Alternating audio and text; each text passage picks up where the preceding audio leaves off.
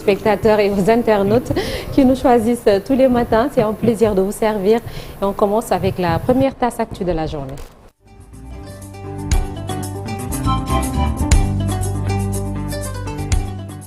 Le journal avec Cheikh Tidiane Diao. Fête du 1er mai, le chef de l'État engage son gouvernement au respect strict des accords et engagements pris dans le cadre du pacte social. Les syndicats qui ont remis leur cahier de doléances ont dénoncé entre autres la perte des emplois, le non-respect du statut des travailleurs par les entreprises. Compte rendu de cette cérémonie signé Mouloufal. Les centrales syndicales ont exposé devant le chef de l'État les difficultés enregistrées dans le monde du travail. Elles ont également demandé le respect des engagements faits par l'État du Sénégal. Une fête du travail célébrée autour d'un pacte social et magnifiée par le chef de l'État. Le gouvernement attache une importance capitale au dialogue social. Nous le considérons comme l'un des piliers essentiels de la stabilité de notre pays et du progrès économique et social. C'est dans cet esprit que j'avais instruit le Premier ministre et l'ensemble du gouvernement à engager des concertations inclusives avec l'ensemble des partenaires sociaux en vue de conclure un nouveau pacte de stabilité sociale. Je me réjouis de constater que ces séries de discussions sous l'égide du ministère du Travail ont abouti à l'élaboration d'un projet de pacte désormais baptisé Pacte de stabilité sociale pour une croissance inclusive et durable. Ce nouvel instrument qui se fixe pour objectif de contribuer à une économie compétitive, au travail décent productif et à l'équité nous invite à un nouveau contrat social aligné à la stratégie nationale de développement 2025-2029. De manière claire et sans équivoque, j'engage le gouvernement au respect strict des accords et engagements pris dans le cadre de ce nouveau pacte. Les syndicalistes fondent un grand espoir sur cet accord social. Nous confirmons et nous affirmons solennellement que nous, secteur privé, nous entendons accompagner le gouvernement dans l'accomplissement et dans l'atteinte des objectifs qu'il s'est assignés pour le bonheur du peuple sénégalais. Le secteur privé sénégalais entend de manière patriotique jouer totalement sa partition. La presse, quant à elle, a demandé l'annulation de l'arrêt du ministre de la Communication impactant plus de 380 entreprises de presse. Le 24 avril dernier, vous avez ouvert la conférence sur l'emploi et l'employabilité. Au moment de sa clôture par le Premier ministre, M. Ousmane Sonko, un arrêté du ministre est apparu pour interdire toute parution ou diffusion à 381 médias, les demandant de cesser toute diffusion ou parution. Nous vous demandons solennellement, dans cette salle, de surseoir à cette mesure qui renvoie toute une corporation dans le désarroi total, dans la mesure où la création de l'emploi commence par la préservation de l'existant d'abord. Le chef de l'État a promu une prise en compte sincère de toutes les doléances en affirmant une gestion transparente. Ce nouveau pacte de stabilité sociale paraphé ce 1er mai impliquant le gouvernement, les syndicats et le patronat. Le Premier ministre Ousmane Sonko rassure les parties prenantes et promet la transparence pour le bon déroulement du pacte signé. Les syndicats et le patronat, quant à eux, disent qu'ils vont respecter tous les engagements pris dans ce nouveau pacte social. Le compte rendu de Fatima Touré. Un tournant important pour l'apaisement du climat social. Ce 1er mai marquant la fête du travail, un nouveau pacte tripartite signé entre gouvernement, syndicalistes et patronat. Le Premier ministre Ousmane Sonko, venu présider l'événement, a profité de l'occasion pour rassurer les parties prenantes de l'engagement de l'État à travailler dans la transparence pour des résultats probants. Je peux vous assurer que nous serons une maison de verre. Tout ce que nous ferons avec vous, nous le ferons dans la transparence. Nous avons en perspective dans les jours à venir la loi de finances rectificative. Nous vous appellerons pour vous faire part de cette loi avant de la soumettre à l'Assemblée nationale. Vous serez informés de tout ce qu'on ambitionne de faire. Nous ferons ce qui est possible et ce qui ne l'est pas, nous ne le ferons pas et nous vous expliquerons pourquoi. Les syndicalistes promettent de respecter tous les engagements pris dans ce nouveau pacte social. En tout cas, en ce qui nous concerne, Monsieur le Premier ministre, nous prenons l'engagement ici de respecter ses engagements contenus dans ce pacte que nous avons signé. Notre signature nous engage. Et nous le ferons très honnêtement, quelles que soient les situations. Le patronat, quant à lui, dit vouloir jouer pleinement sa partition pour une souveraineté économique. Dans la République, il revient à chaque citoyen de jouer sa partition. Et la nôtre, celle du secteur privé, est d'investir, de créer des emplois durables et de contribuer à la création de richesses. Oui, il nous faut tout simplement être ensemble et agir ensemble, État, secteur privé, syndicats et travailleurs.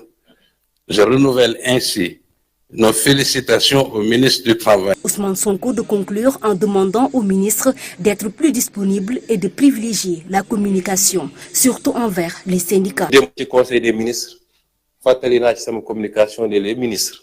Hier, en Conseil des ministres, j'ai demandé à tous les départements ministériels de s'ouvrir à vous, d'écouter les syndicats et de répondre aux correspondances, parce que c'est la communication qui règle tous les différends.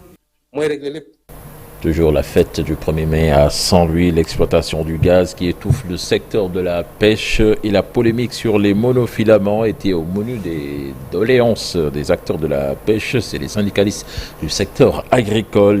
Licenciement de 176 ouvriers au grand domaine du Sénégal provoque la colère des travailleurs des GDS. Ousseynou Diop, Abibsek pour plus de détails. À Saint-Louis, les travailleurs ont déposé leur cahier de doléances à la gouvernance de Saint-Louis à l'occasion de la fête du travail.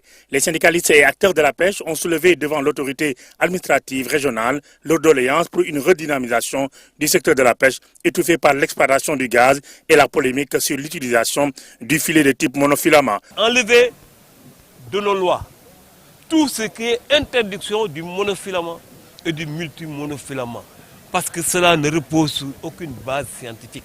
Ni le gaz, ni le pétrole ne peut remplacer la pêche. La région Nord est une zone agricole. Tout dernièrement, les grands domaines du Sénégal ont pris la décision de se séparer de 176 ouvriers. Une décision que le syndicat des travailleurs de cette industrie agro-business juge anormale. 176 travailleurs licenciés de manière abusive.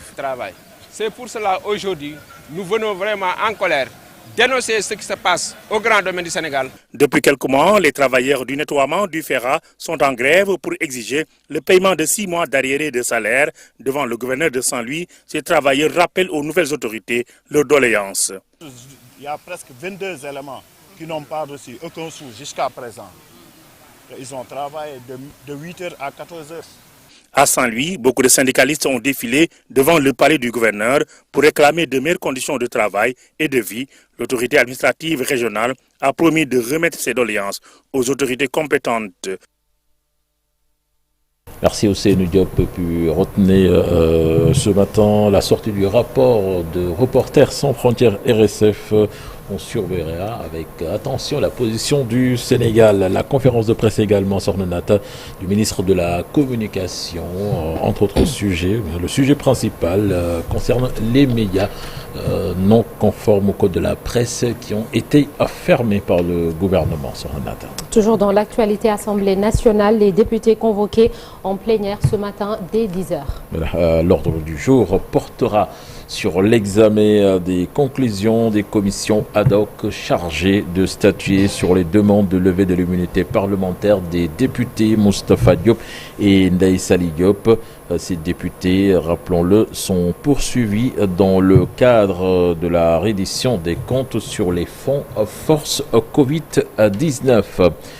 Et puis retenez que le verdict de la course-poursuite des 2 camionneurs sur l'autoroute est tombé. Nyancho Sané a été condamné à 3 ans de prison ferme, une amende de 1 million de francs CFA, l'annulation de son permis de conduire et une interdiction de demander un nouveau permis pendant une durée de 5 ans. Baké Diouf, lui, a écopé de 6 mois de prison ferme et d'une suspension de son permis pour 6 mois. Et l'espoir à présent, Chartiyan, Coupe du monde de beach soccer, les Lions défient. Cet après-midi, c'est la CAN U20 avec le Sénégal qui entre en lice cet après-midi. Les protégés de Serigne Salioudia, champions en titre, vont jouer contre la Centrafrique. Et puis basketball, Basket Africa League, la Basketball Africa League avec l'ASC Ville de Dakar qui s'incline 95-92 hier face au Cap-Verdien de Creole Stars, qui est apparemment la bête noire du club sénégalais, la seule équipe qui les avait battus lors de la première phase. Le coach salue l'attitude de ses joueurs, mais pense que l'adversaire a été meilleur. Libas Faye, que je vous propose d'écouter. On va revoir ça, c'est des erreurs que nous avons commises. Ok, je n'ai pas de problème de le dire. Donc on a commis pas mal d'erreurs stratégiques, ok, et des choix aussi sur la rotation. C'était des options que nous avons fait au départ de match pour éviter une rotation assez large, ok, parce qu'on dit que dans les compétitions de ce genre, donc quand la rotation est très large, donc ça risque d'être un peu compliqué. Donc c'est la raison pour laquelle on a diminué la rotation, donc pour jouer avec 8 ou 9 joueurs. Okay? Bon, maintenant, ça n'a pas marché. Bon, on va revoir la stratégie, essayer de voir donc les deux matchs qui vont venir, ce que nous allons faire. Okay?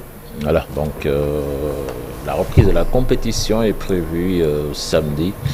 On espère que nos représentants vont se ressaisir pour essayer de décrocher une place pour les playoffs. Oui, on croise les doigts, cher Tidiane. Merci beaucoup. On te retrouve tout à l'heure pour le journal en Wolof du football au menu d'un jour au Sénégal, un jour dans le monde. Ce vendredi, on s'arrête sur la date du 2 mai 1970. Ce jour-là, l'équipe des Almadies de Dakar arrache sa qualification en finale de la Coupe du Sénégal de football.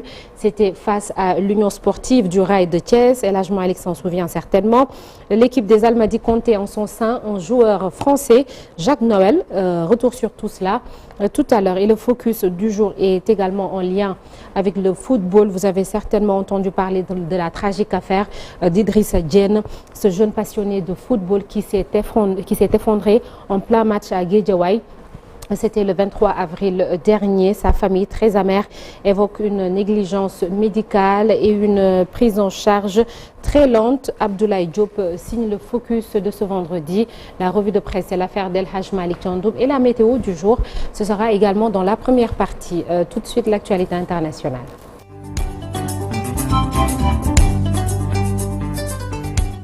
L'actualité internationale avec Pape Farah Gningue. Mali